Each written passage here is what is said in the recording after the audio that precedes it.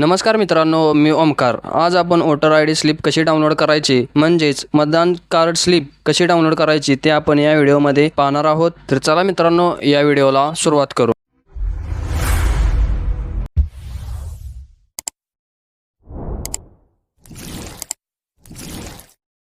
मित्रांनो, पहिल्यांदा तुम्हाला या वेबसाईटवरती यायचं आहे। त्या वेबसाईटचं नाव आहे electoralsearch.eci.gov.in। या वेबसाईटवर आल्यानंतर तुम्हाला डाउनलोड करण्यासाठी 3 ॲप या ठिकाणी दिलेले आहेत। तर पहिलं ऑप्शन आहे सर्च बाय एपिक नंबर, दुसरा ऑप्शन आहे सर्च बाय डिटेल्स आणि तिसरा ऑप्शन आहे सर्च बाय मोबाईल। या 3 मधलं पहिलं ऑप्शन आहे सर्च बाय एपिक, याच्यावरती तुम्हाला क्लिक करायचं आहे।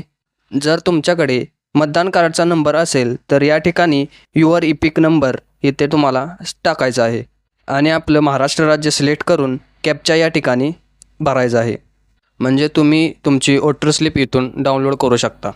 जर भरपूर जणांकडे मतदान कार्डचा नंबर नसेल तर तुम्ही दुसरा ऑप्शन निवडायचा आहे। सर्च बाय डिटेल्स हा दुसरा ऑप्शन निवडल्यानंतर तुम्हाला पहिल्यांदा या ठिकाणी आपलं राज्य टाकायचं आहे। महाराष्ट्र राज्य निवडल्यानुसार आपण आता आपल्या नावानुसार वोटर स्लिप डाउनलोड करू शकता। फर्स्ट नेममध्ये तुम्हाला तुमचं नाव प्लस तुमचं आडनाव टाकायचं आहे। रिलेटिव्ह नेम म्हणजे तुमच्या वडिलांचं किंवा तुमचं लग्न झालं असेल तर तुमच्या पतीचं नाव या ठिकाणी टाकायचं आहे।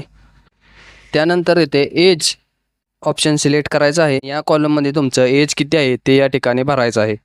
त्यानंतर जेंडर मेल फिमेल काय असेल ते या ठिकाणी सबमिट करायचं आहे। त्यानंतर लोकेशन डिटेल्स म्हणजे तुमचा जिल्हा कोणता आहे त्या ठिकाणी तुम्हाला सिलेक्ट करायचं आहे आणि त्यानंतर तुमचा विधानसभा कोणता आहे त्या ठिकाणी तुम्हाला सबमिट करायचं आहे। ज्या ठिकाणी तुमचं मतदारसंघ येईल तो मतदारसंघ या ठिकाणी निवडायचा आहे।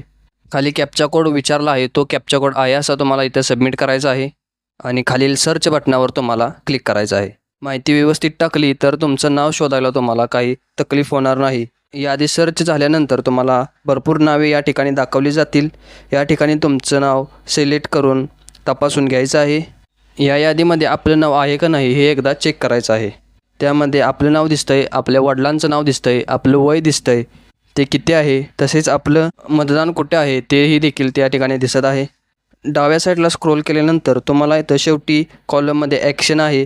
या ॲक्शनमध्ये गेल्यानंतर व्ह्यू डिटेल्सचा एक ऑप्शन दिसेल, त्याच्यावरती क्लिक करायचं आहे। जर तुम्ही व्ह्यू डिटेल्सवरती क्लिक केलं तर तुमची वोटर स्लिप त्या ठिकाणी दिसून येईल। तुमचं नाव, आडनाव, रिलेटिव्ह नेम, एज, जेंडर, त्या ठिकाणी इपिक नंबर देखील दर्शवण्यात आलेला आहे। इपिक नंबर म्हणजे तुमचा मतदार कार्डाचा जो नंबर आहे तो या ठिकाणी देखील दर्शवण्यात आलेला आहे। त्यानंतर स्टेट, आपलं मतदारसंघ, त्याच्यानंतर पोलीस स्टेशन कुठलं आहे ते देखील या ठिकाणी दाखवण्यात आलेलं आहे। सर्व माहिती या ठिकाणी देण्यात आलेली आहे। त्या ठिकाणी पोलिंग नंबर देखील देण्यात आलेला आहे आणि मतदान कार्डाची तारीख देखील या ठिकाणी देण्यात आलेली आहे।